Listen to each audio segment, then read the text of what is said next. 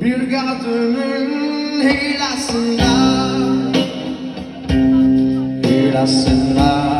inanmıştım resmen.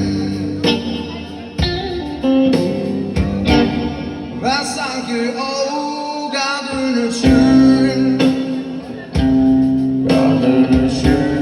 yaramıştım resmen.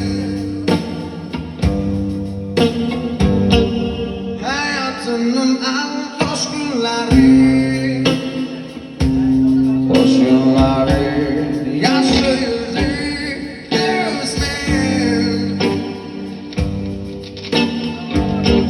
Kaç onlar aşık olan yerde